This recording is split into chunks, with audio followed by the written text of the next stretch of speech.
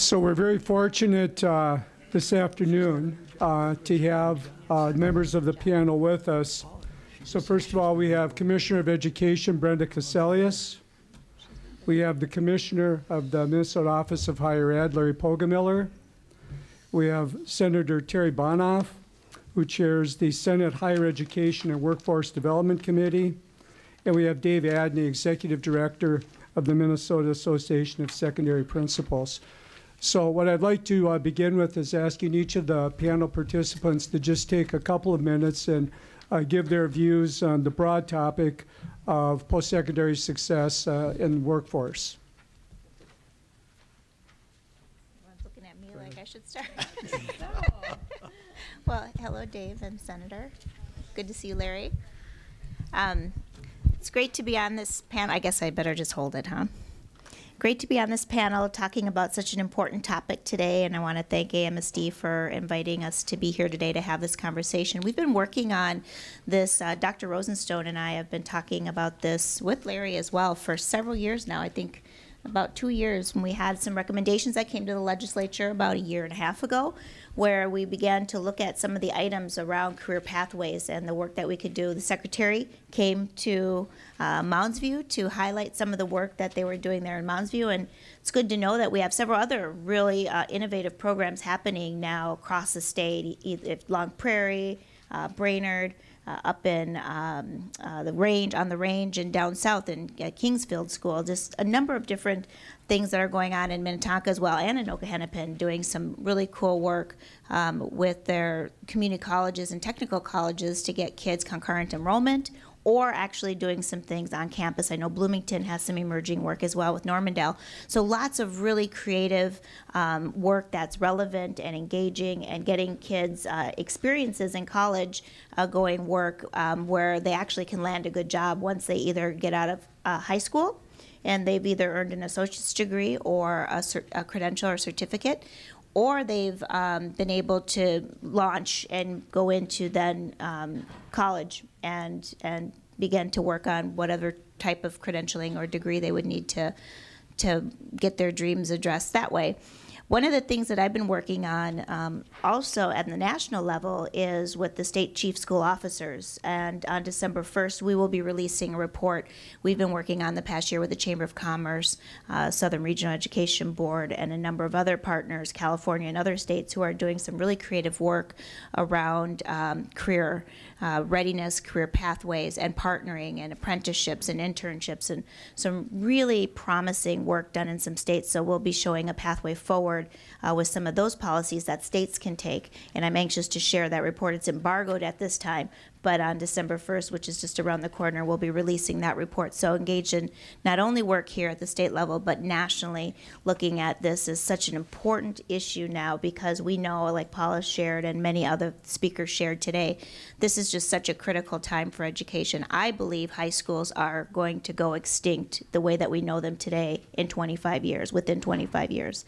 I think because of the availability of content online, anywhere, anytime learning, I think that we're going to see a number of different kinds of options open up for how children, especially older children, can learn and grow and gain the skills that they need to be successful. I think business is also going to step up and begin to have their own programming where they bring high school students in and begin to partner with high school students and those high school teachers to be able to develop the skills that that company in particular needs, because the skills that students need now are so specialized and require a really different kind of programming. And so I'm anxious for the future, excited that there's so many really smart people in Minnesota ready to engage in this work, and let's move on, get going. Thank you, Brenda. And I hope that meant that I'm one of the smart people. You are absolutely smarter people. I just want to point out very briefly that post-secondary education absolutely understands they're in a partnership with you to deal with this attainment issue at the post-secondary level. They, by and large, do not view you as not delivering prepared students. They view you as partners in delivering students properly prepared to be successful in their institutions. And I think that's a bit of a change from maybe 5 years ago, and we need to build on that. We passed out one of the first products out of the statewide longitudinal educational data system, which is intended to be a longitudinal data system to provide feedback to school districts or colleges as to what pathways work and which pathways don't work. And just very briefly, what this says is something we all know, although there is some good information in here. A lot of our students get to college. We're very high nationally. Used to be a figure that 40% took remedial. We now know through better data, not because things changed, not because Brenda and I got on the scene, but we now know that it's only really about 28% that take developmental education. Now that doesn't include the non-public schools, so maybe it's only 26%. But 28% is a lot better than 40%. But it is still 1 in 4 who take, with a high school diploma out of Minnesota, who take 1 or more remedial courses when they show up in post-secondary. But I want to point, and something that I think we should focus on, most of the students that we graduate end up in the MnSCU system, 2-year colleges. That's why this discussion of CTE is so important.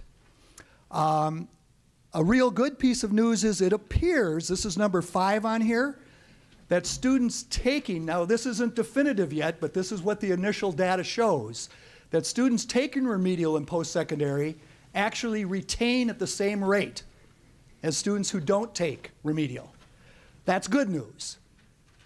So if we can figure out a way to bring down the remedial number, it should allow post-secondary institutions to spend more time on credit for degree rather than credit for remedial education. And that's both a time issue and a cost issue for a student. And there's a lot of post-secondary data that shows that if you can complete in a timely fashion, the odds of getting a certificate or degree go up dramatically. That's why there's a focus on remedial. If students can spend their time working on degree credits, that shortens their time to the degree and makes it less expensive, and the odds of getting a certificate or degree go up pretty dramatically. So it's a partnership. Hope to work with K-12 much, much more. And we have a lot of work to do, obviously, because what you can see on this chart also is that the gaps that exist in K-12 education absolutely exist in the post-secondary arena in terms of who does get their certificate degree and what rates do they get them at. So that's a joint problem we have, and it's about income and race. Well, good afternoon, and it is really an honor and a privilege to be here and have the opportunity to have this discussion with you.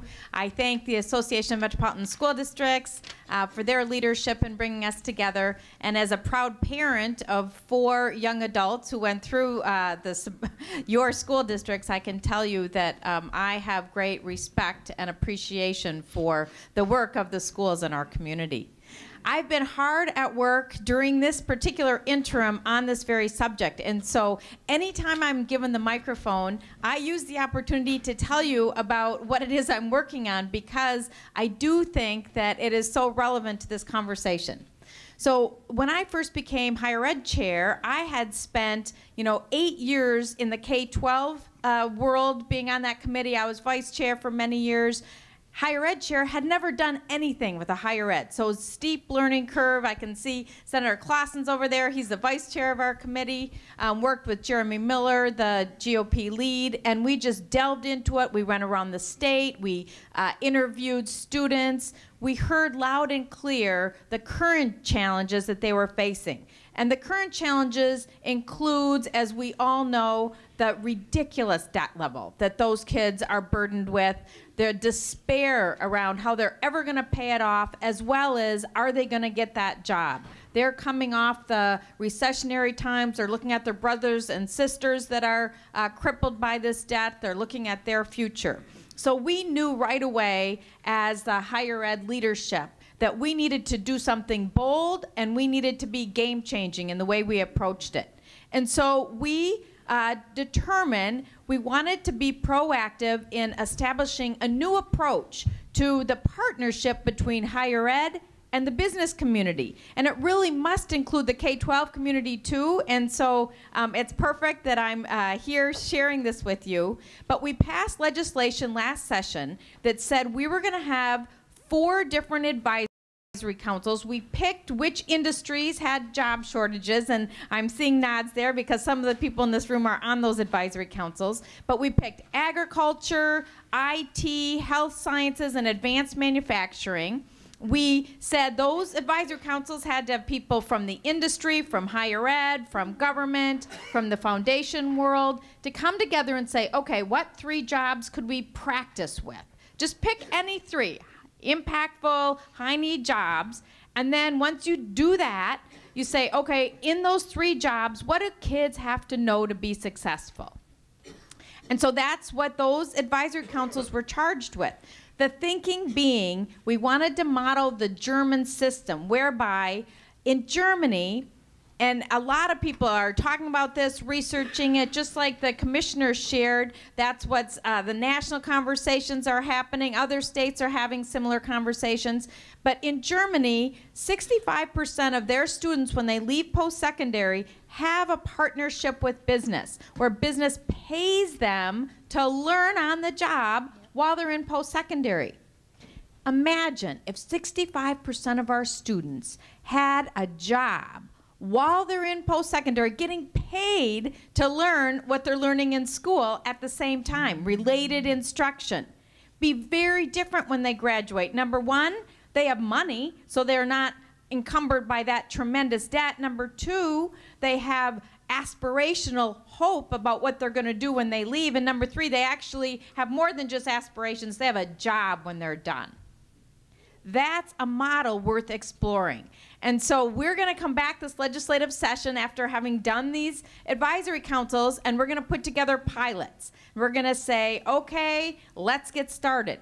The one commonality that happened in every advisory council was people said we've got to expose kids starting in 7th grade to this opportunity. Agriculture, nobody knows about agricultural fields in the inner city. Nobody knows in North Minneapolis that they need agronomists, you know, like no other, right? There are these herders. Who knew? We need herders. And there are many, many jobs that if we could introduce these students at a very young age and say, if you get experience in this, you could be this, you could have that career, we think that we could close the attainment gap, we could close the opportunity gap, and we could close the achievement gap, as well as set Minnesota on a path towards future prosperity. So I tell you all this in a very quick capsule. We're going to be talking about it at every opportunity. We want your partnership. Imagine a college or high school fair where the businesses come into your high school, share about this, work with folks like in the Vantage program to get those students exposed early so they make those choices. I look forward to answering any questions, and thank you for your consideration today. Well, good afternoon. I'm Dave Adney. I'm the Executive Director for the Minnesota Principals Association, and I bring you greetings from across the states. I've been traveling extensively. This has been a topic on every principal's plate, every division across the state of Minnesota. And I bring great hope is that everybody wants our kids to graduate, go on to great careers. We all have pensions vested in them. We want them to be successful. You know, we want them to go on and be talented, and we find out that's a common feeling across the state, that principals want to get onto this. The planning and how it occurs is just so critical, because as we go across the state, there's varying resources that allow this to happen. But the thing that I think Paula hit on is so important. We're focusing on our kids coming through the secondary schools now. We can't forget about the parents that are sitting out there ready to have these kids graduate and move on. There is no principal in the state of Minnesota that wants to be the first to say, I'm not sure college is in the cards for you. We want to have a better enunciated response that we can now more detail your learning, and we can move you on to great strands, including the Minnetonka model and other models that are out there. So we want to be very thoughtful about that. But we won't accomplish that just with the kids that are in our 7th through 12th grades now. We've really got to convince parents that this is not an incremental change. This is a fundamental change And we all have colleagues, and they exist in schools outstate, that is the most terrifying thing, is that parents feel that they haven't done the job. Because for generations it was, my son or daughter is going on to college. That's a mark of good education and everything else. Yet I've talked with principals that have factories down the road that students could come out and get a one-year certificate and be making $60,000 and be good citizens living in their communities, contributing. And that's still not up high on everybody's list. So I think our challenge for all of us is not only to educate our kids at a higher level, but also their parents. And I can tell you the one hurdle that's out there that still we'll have to handle some way. And I don't have the answer to it, but I know the discussions with practitioners in buildings are this.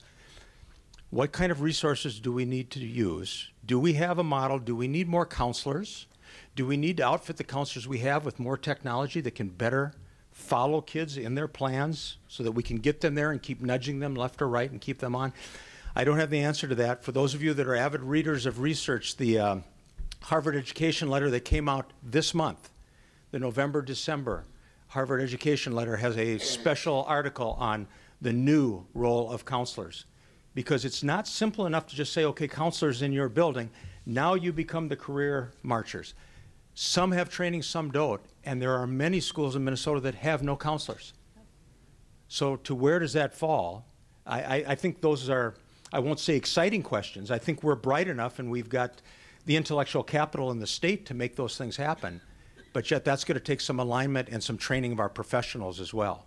So I think we've got at least half of our work will be with the adults in the state in terms of the parents, what are good expectations, what are reasonable expectations, and then the aligning of what do we have for resources to make it happen in the building, make it happen in the communities with business partnerships, with post-secondary partnerships. Again, every principal I talk to is very hopeful that we can pull this all together, but it will take a lot of effort and a lot of innovation. Okay, thank you, panel members. We're going to open it up to questions from the floor, and Bruce will be taking the mic from me, which is probably a good thing, and we'll be bringing it around to help you ask those questions. As Bruce would start to do that, though, I do have one question that I'd like panel members to respond to. And this in no way minimizes the task forces that have currently been operating or ones that have operated in the last number of years. I'm just wondering if there are any thoughts on ways in which to bring K-12 and higher ed together on an ongoing, consistent basis. If there have been any discussions around that, if anyone has any thoughts on what that might look like, so there are not a series of kind of one and dones.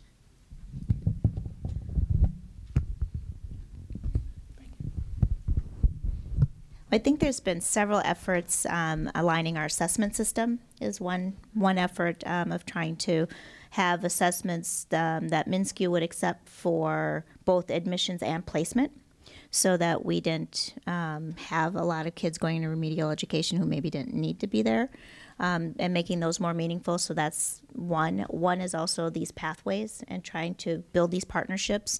And how do you then encourage that innovation to happen? Because I think there's still some really significant barriers for high school principals to want to engage in this, especially where enrollment is an issue. So I think we have to figure out the funding barriers that are in place for that alignment to happen and for real partnerships to occur. Because if you're in a smaller school system and you see your kids leaving your campus and going on to the campus of a college or community, you maybe are less likely to want to do that. Even if it's in the best interest of the kids, you know, there's just that kind of self-preservation of the high school community. So I think that's a challenge. I think that accreditation, we've gotten through a lot of the issues of accreditation, but there still lingers the issues of teacher licensure and accreditation of the programs in the higher ed system by the Higher Ed Commission. And that puts a huge barrier on that alignment happening and those true partnerships to occur, because they say either your high school teachers are not credentialed appropriately for the college to offer that program, or if you're having kids go to the college, they say that there's not spending enough time at the college for that to be then considered the actual college's program and not the high school's program through accreditation. So that then becomes a barrier.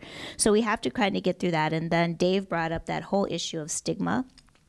And How do we get to the point where the reports still show that if you have a bachelor's degree or a master's degree or a doctorate degree, you make more money than you do if you have an associate's degree?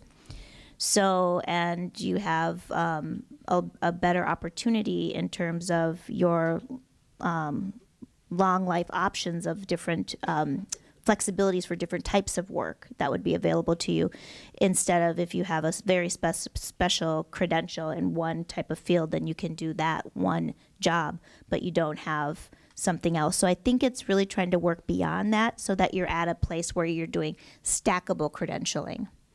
And you're looking at how do you then have entryway into this first credential that you get, but then it stacks on and you have transferability from one MnSCU college to another MnSCU college to the university.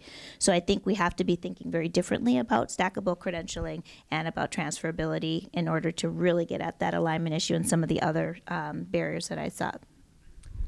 Briefly, through the P20 Council that Senator Uyghur has been very active in, the K-12 committee set in motion 3 task forces this last summer, and Brenda appointed 3 higher ed people to chair 4 task forces. And Brenda had 4 higher ed people chair 3 of the 4. So I think at least at the state leadership level, that was Kaler, Rosenstone, and myself. So at the state leadership level at least, and you have the 4th one. So at the state leadership level at least, there is a pretty significant integration of the discussion now on student pathways.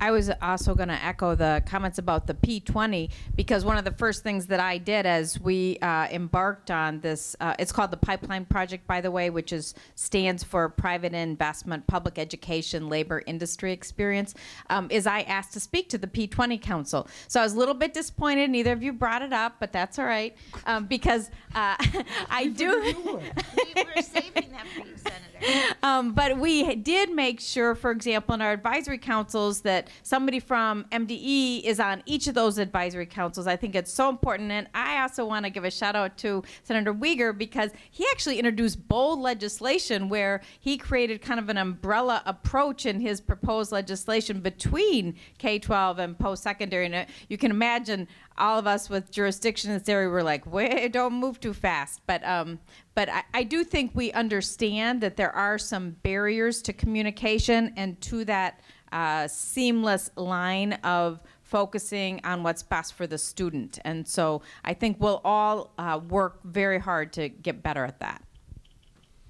I'm not sure if I have a lot to add to that other than I think the setup for the discussions, Brenda did an excellent job. I can only speak for myself, but there are practitioners' voices on those.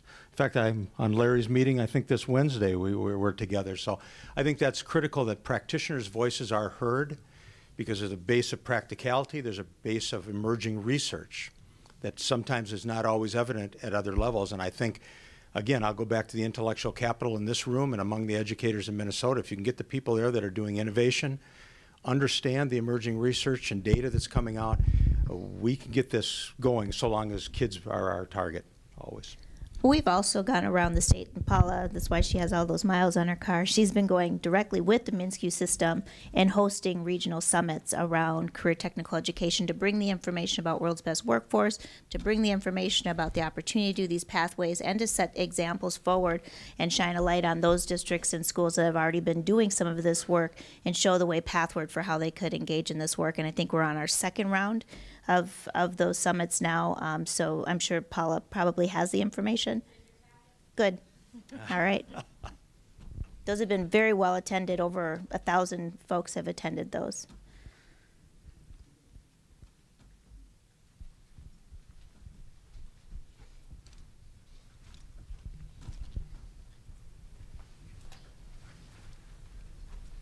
Thank you. Good afternoon. I'm wondering if we're doing enough to put the focus on the relevance of a 4-year high school. Are we centering the conversation about what kids want and need? The reason I ask the question is that I don't know that there's enough pressure on high schools to change. We talk about dabbling in coursework. It's sort of a nice to have for kids to be able to get credits if they can, versus why it might become imperative for students to earn those college credits while in high school. So just wondering if we have the conversation centered on the right institution or the right component within that E12 model or E14, whatever number you'd want to attach to it. Are you speaking about course requirements for graduation? I think it could be course requirements, of standards that are required to be covered. Those kinds of things are important on the one hand. But on the other hand, are we really examining whether or not a four-year high school is the best way anymore? I don't think high school teachers or principals, for that matter, see why it's important. There are a few who do, obviously, but it's sort of this outlier notion still. And I think four-year high schools are really comfortable being four-year high schools, and I don't see them as feeling the need to change. Maybe other folks see that, but I don't think we hear enough about that in our state. Well, a couple things. One, current law requires a certain pattern of courses that are taken. So, and you need 4 years to get through that for what current law is. So law would have to change for not to require all of the course taking that's required, which also is gets into the conversation then about what should and should not be required for courses for graduation if you are doing a career pathway type of approach, or if there was a more innovative approach where you had 9th and 10th grade where you got some kind of core graduation requirements that everybody agreed this is what you need, but and then 11th, 12th grade, which is very much be like the Finland model or the German model or European model, where then once you get to 11th or 12th grade, then you move toward more of the apprenticeships or a career technical pathway, or you do the mainstream four-year college pathway and you move that way. There's been some angst in Minnesota among folks about tracking kids, and so it gets hard to try to manage some of that you don't get into the tracking, but it also gets into well, what do kids really need, what do they really want, and where are their desires and hopes and dreams, and what do they want to do when they get big, so I think we have to kind of shift our thinking as the adults in the room around what really are the core standards that kids need to know. And we've revamped our standards in Minnesota. This was done before this administration came on board. Mathematics and our reading standards are really hard. I mean, they're very rigorous. And they're aligned to Career and College Ready, been signed off by the university and the MNSCU system. So they are good standards. Our assessments are now aligned to that. They're now accepted by MNSCU for admission and placement. And so we're moving toward those things. Now the bigger question that you're asking, the more reform-loaded question is, do we think that kids can get started a little bit earlier on that and not have and bypass what we say are in the grad regulations for what would be considered a high school diploma? And that's still a question on the table. I wanted to raise a problem with regard to that question, and we discovered this at the legislature last year as we've been trying to give students more incentive to take the PSEO or the college bearing credit classes earlier. And, we changed the law that said 10th graders now could do that. There's a financial disincentive for the high schools. So when the students leave to go to the colleges, which we all say is so important and good for them and the families want it, the schools lose the money. And so I think we have to look at a different model of accounting so that it's in everybody's best interest rather than having a competitive situation between our post-secondary institutions and our high schools. And I just wanted to say the innovation part is so important, but I think some principals and school boards and SUPs are caught in the vice between we want to do experiential, and yet we realize the tests have to show that we are hitting our marks on specific goals that are measured across the state. So to leave and to do experiential, how do we evaluate that even though our kids aren't doing this over here, they are still getting a rich opportunity? We have, MASSP has established an innovation website across the state. It's very difficult, especially in new principals, to come out and do innovative things. So we're trying to get them to work with a net, and we are sharing some of the most innovative projects across the state now are a click away from principals, and they are being shared back and forth, much like Minnetonka's model and those kind of things. They're out there, and people have tried them, and they've got results and also know how to assess the learning goals. Because if we're going to say, let's go to more experiential, then there's got to be a set of learning goals that we can start to match up and measure if we're going to have kids do that. So again, I want to go back to the between a rock and a hard place of we want high ACTs, we want all this, and yet some of these innovative things don't come with the assessments that look like anything we've used before, if the assessment exists at all. I also want to challenge all of you, our K-12. We fund our K-12 students up to age 21. And some of our students of color and poor kids are graduating at about a 60% graduation rate. And even when you look at their 5-year, 6-year rate, it's still 60%. That means that there's a large number of students out there who could be benefiting from programs in your K-12 districts that we're discussing right now. You also have the power to contract your educational services as a K-12 district. So you could, in essence, fund students that you are still trying to graduate, that are your older students, and think differently about your adult basic education programs, and think differently about your kids who have disengaged, and re-engage them in a new value proposition, which is we can get you in a technical college, we can partner with this community college, we can get you a credential and agree while you stick around with us until you're 21 and get your high school diploma. That is perfectly legal in the state of Minnesota right now. But what happens, unfortunately, in many of our districts is because we get dinged on our 4-year graduation rate, or our 5-year graduation rate, there's not a lot of incentive for us to continue to go after those kids once they drop out. And so I'm asking you to continue to take responsibility for these kids who were not achieving success in your systems, and find ways for them to be successful until you are no longer funded for them, which is age 21.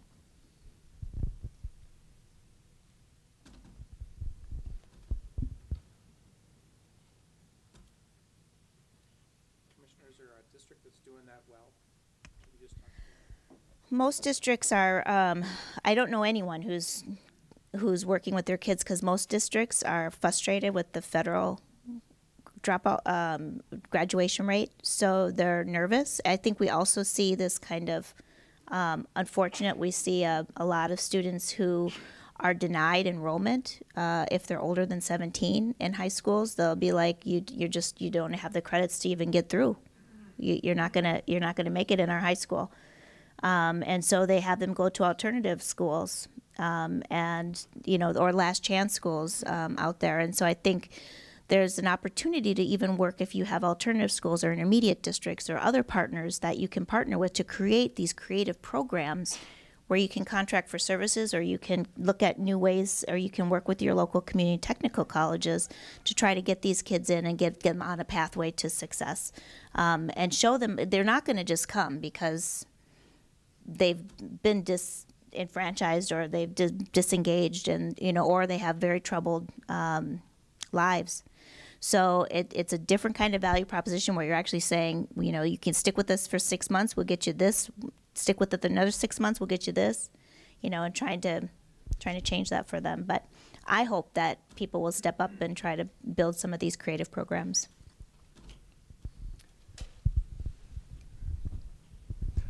I think if we step back a second and think about two major things that are going on here. One, as the baby boomers retire, we're going to have fewer people to do the work that needs to be done. So in that context, from post-secondary, we think of that as No Child Left Behind has a whole different notion there. We can't afford to leave anybody behind because we're just running out of people to do the work that the boomers did. Secondly, Brenda and higher ed have started to fundamentally change the assessment from assessing for a high school diploma to assessing for post-secondary readiness. Post-secondary used to be about 30% of the people. Now it's becoming universal. So with all of those things going on at once, You hear policymakers talking about pathways between these institutional structures, and we need to think about who can do what that is student-centered at what point in time for that student, and maybe think less about how old is that student. And I would like to build on that comment and let you know about an event that we are planning to host on December 8th. And if you have not gotten an invitation and you would like to get an invitation, please let my office know and we'll make sure to do that. But it's being hosted by the higher ed leadership in the legislature.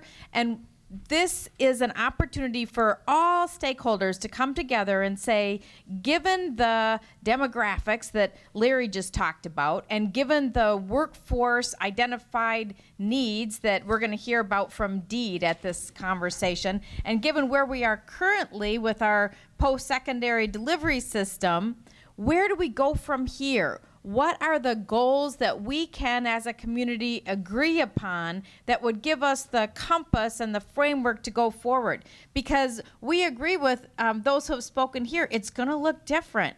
We're no longer going to be confined by the bricks and mortars approach, this degree leads to this degree leads to this degree. And so we want to involve as many people and as broad a conversation as possible. And actually the Citizens League is going to lend their clicker technology so that we're going to have a facilitated discussion at the end where everybody will get to vote on what those goals look like. Because I think those of us in the policy-making chairs understand we don't know. I mean, this is new territory. This is, as everyone says, the retirement tsunami and the opportunity with the new demographic coming forward that we can really get our arms around to be the best state in this nation. So I hope you'll consider joining us for that event. And I'd like to go back to the original question, which I think was, do we know of any people that are doing it well right now? And that's where the great hope lies. There are outliers. There are people that are doing well, and part of the research says we're just too Minnesota nice. We don't like to stand up and beat our chests and say, you got to come to my school and see what we're doing. This is fantastic. But there are, and MASSP has changed their professional development model to, rather, would you like to speak at our conference to, we're out looking through the woods, looking for programs that are just outstanding, and that's where we're cast ourselves as learners. And if we all do that, everybody in this room, there are outstanding models out there of buildings that are just knocking this out. I'll use bullying as a point. We've trained a lot of our people by just, there are, believe it or not every building in Minnesota had a bullying problem. Some are just remarkable cultures and climates for kids to learn. But you have to share the knowledge and share how that spreads. So I would encourage us all to remember that we are learners over the next couple of years.